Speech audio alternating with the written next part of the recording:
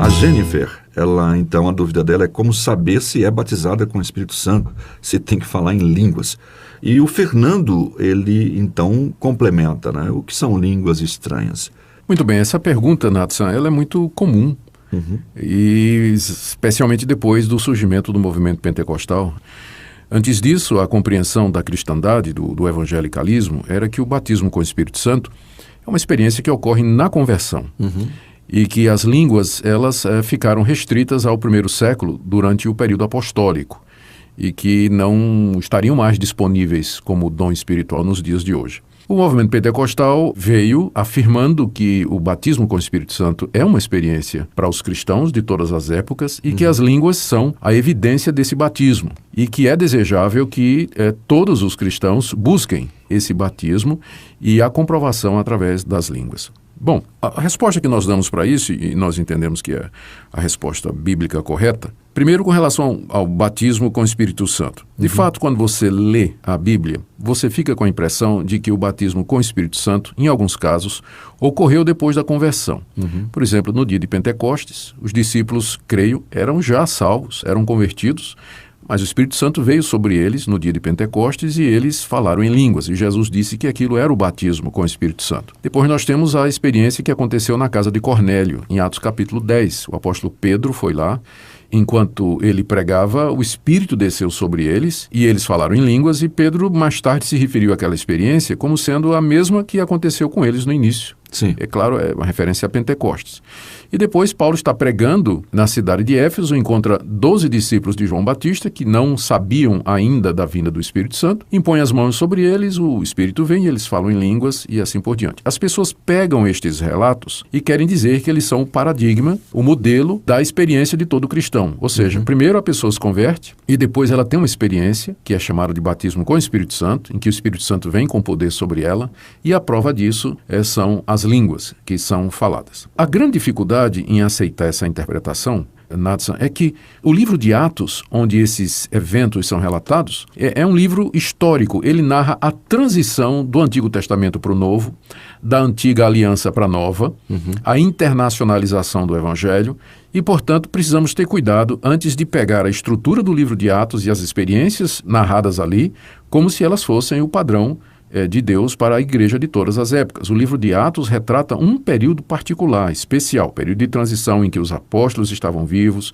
em que todas estas coisas estavam acontecendo. No meu entender, estas experiências que são narradas no livro de Atos, elas foram únicas. Nesse sentido, Jesus disse aos discípulos: vocês vão pregar o evangelho ao mundo todo. Vocês começam em Jerusalém, depois Samaria, Judeia e até os confins da terra. Até aquela altura, o evangelho estava contido na nação judaica. Pregar o evangelho para os samaritanos era muito difícil para os judeus por causa do antigo preconceito histórico. Para pregar os gentios era mais complicado ainda, por causa da grande barreira entre judeus e gentios. Então, na metodologia de Deus, na solução que Deus deu para isso, ele fez com que a experiência do dia de Pentecostes se repetisse à medida que estes grupos eram incluídos na igreja. Grupos de nações diversas. As nações diversas. Então, no dia de Pentecostes, o Espírito Santo batizou os judeus e os incluiu na igreja. Filipe vai em Samaria, prega o evangelho, chama os apóstolos vêm, impõem as mãos sobre os samaritanos, o Espírito vem sobre eles, samaritanos estão inclusos na igreja. Pedro vai na casa de Cornélio, prega o evangelho, Espírito Santo vem sobre os gentios, falam em línguas, mesma experiência de Pentecostes para convencer que é o mesmo Espírito.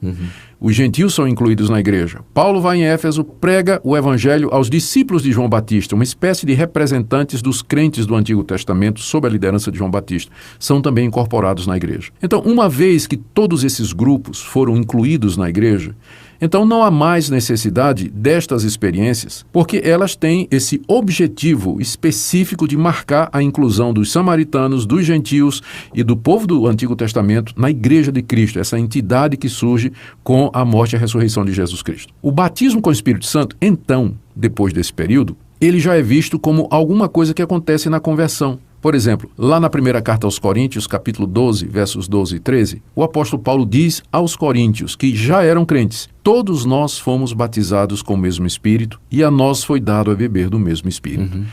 Ou seja, Paulo afirma que todos eles, né, já eram cristãos, eles todos já tinham sido batizados com o Espírito Santo, e Paulo acrescenta, formando um corpo, que é o corpo de Cristo, a igreja. Ou seja, na hora que eles se arrependeram dos seus pecados, creram em Jesus Cristo, eles receberam o Espírito de Deus e foram incorporados na igreja, que é o corpo místico de Cristo. Esse é o batismo com o Espírito Santo. Então, na nossa compreensão, o batismo com o Espírito Santo, é claro, ele acontece hoje, mas ele coincide com a salvação, ele coincide com a regeneração e o novo nascimento. Eu não quero, com isso, absolutamente dizer, Nathan, que nós não temos experiências com o Espírito Santo depois da nossa conversão. É importante deixar isso claro, né? Deixar isso claro. Dá essa impressão. Talvez o ouvinte possa pensar Ele possa pensar assim.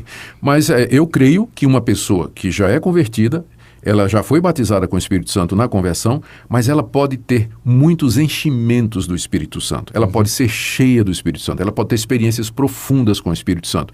A minha dificuldade é chamar essas experiências de batismo. De segundo batismo. Segunda bênção, né? Terceira bênção. Né? Na verdade, são bênçãos adicionais que nós vamos, sem dúvida nenhuma, privar. Mas o batismo é um rito iniciatório, ele está no início da vida cristã.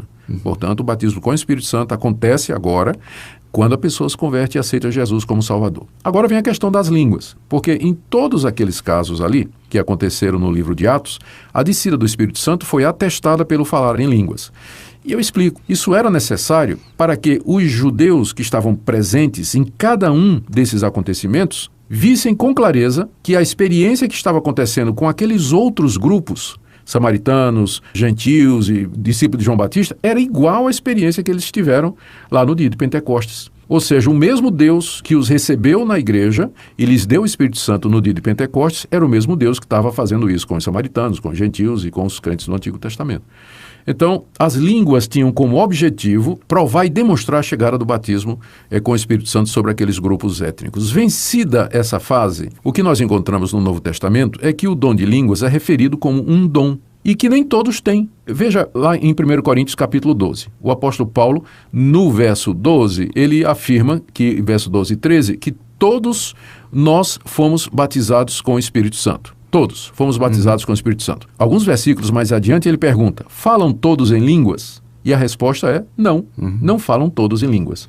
Então uma pessoa pode ser batizada com o Espírito Santo e, entretanto, não falar em línguas. As línguas, então, para esse período da igreja, elas serviriam, então, como meio de edificação, se for interpretada. E aqui vem um ponto que eu acho extremamente importante. Quando Paulo regulamenta a participação e a manifestação de línguas no culto público, lá nessa mesma carta aos Coríntios, dessa feita no capítulo 14, ele diz assim, que se houver línguas, se alguém falar em línguas, que sejam 2, no máximo 3, em sequência, por ordem, e haja quem interprete. Se não tiver intérprete, fique calado na igreja, falando consigo mesmo e com Deus. É bom notar também, Nathan, a natureza das línguas. É isso que eu ia perguntar, acho que o senhor vai chegar nessa questão. Exatamente, porque esse ponto é extremamente importante. Sim.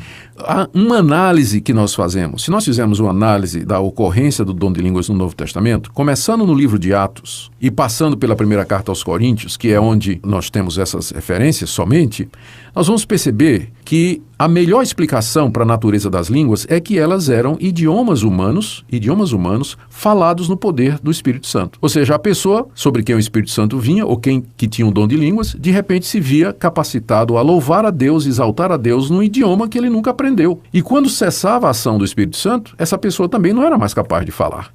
Ou seja, falar um idioma estrangeiro sobrenaturalmente. O milagre está nisso. Você falar num idioma, numa língua, louvar a Deus num idioma, numa língua que você nunca aprendeu.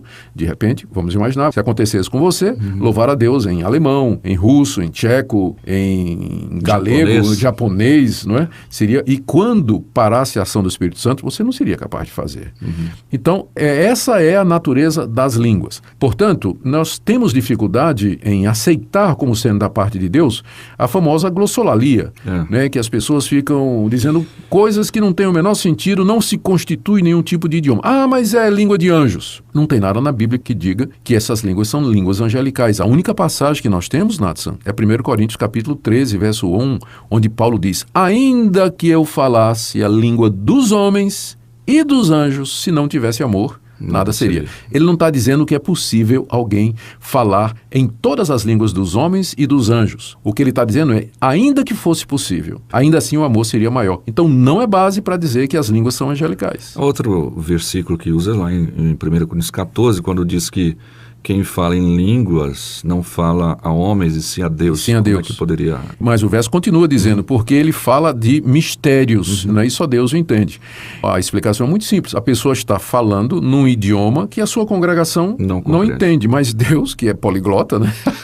É o criador das linguagens, então Deus entende perfeitamente. É por isso que Paulo diz que língua na igreja, ela tem que ser interpretada, senão a igreja não recebe edificação. Outra questão, pastor Augustus, é importante talvez citar isso, se não tiver quem interpreta. Bom, há essa linha então que vai dizer, bom, tem alguém que vai profetizar algo que não está escrito na Bíblia e tem alguém que vai interpretar essa nova revelação. Uhum. Por isso que tem que ter dois, por exemplo, um traz o mistério, né? Sim. E o outro faz a tradução daquilo que está sendo dito lá. Uhum. Não é essa a conotação. Não. Quando você examina as línguas, você vê que elas consistiam em louvor e adoração a Deus. Lá em Atos 2, a multidão disse, esses homens estão louvando a Deus em nossos idiomas. Uhum. Lá na casa de Cornélio, os judeus disseram, mas eles estão falando das grandezas de Deus. Lá em 1 Coríntios 14, Paulo diz, se alguém ora em línguas, se alguém canta em línguas. Então, língua não é profecia. Uhum. A interpretação da língua nunca é profecia. São duas coisas completamente diferentes. A língua tem a ver em engrandecer a Deus, falar a Deus as maravilhas de Deus, mas não é profecia. São duas coisas completamente diferentes. Pois é, e essa glossolalia vem de onde? Tem gente que vai dizer que é coisa do diabo, Uhum. mas eu não me apresso a fazer isso, eu não vou dizer isso. Claro.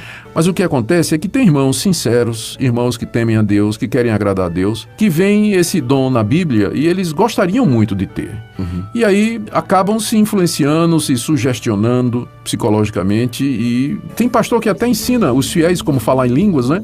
Tipo assim, meu filho, forma uma palavra na cabeça, repita essa palavra que não existe na sua cabeça e agora relaxa a língua, deixa essa palavra... Isso não é o dom de língua, Nathan, de jeito nenhum.